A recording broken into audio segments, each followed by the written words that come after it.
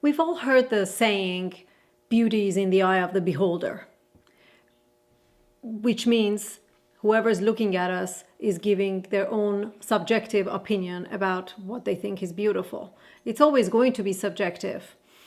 Now, we also all know that true beauty comes from within, from a place of joy, from this space of heart.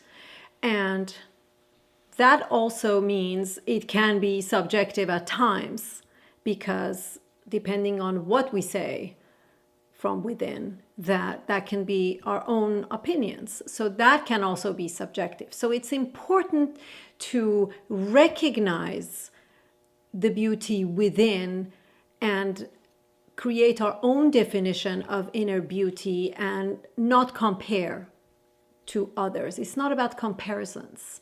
Now, how do we create the beauty within? First of all, we need to remember that nobody's perfect, and that in itself is a beautiful thing.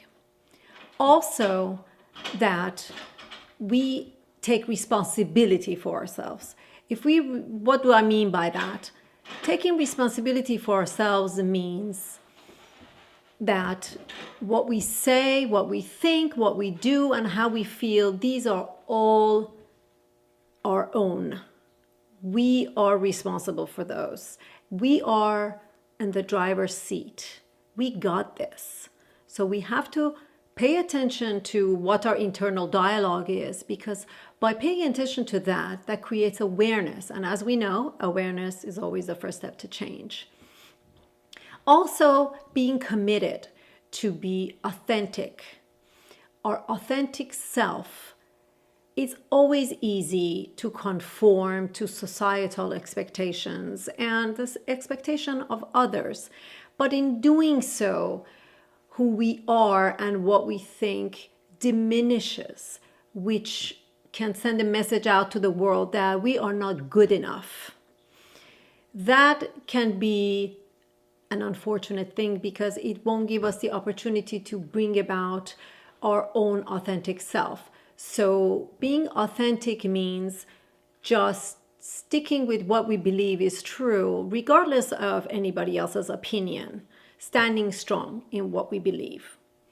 Lastly is vulnerability. Now, contrary to popular malopinion, vulnerability is not weakness. Vulnerability is being able to share from that place of love and place of joy and from the heart.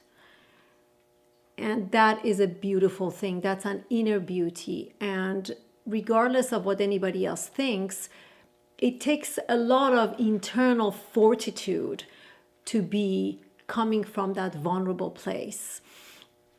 Although, please don't misunderstand, I am not saying to become a doormat.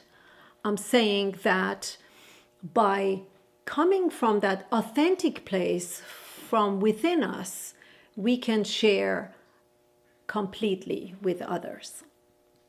Now, a little exercise for this week.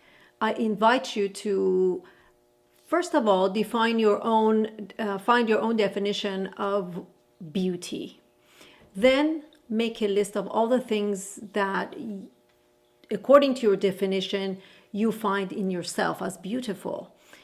And also, after that, find all the things that are keeping you from bringing that beauty out. I would love to hear about what you discover, and we can have a discussion about that. Please feel free to share with me. This was it. I hope this was helpful for you.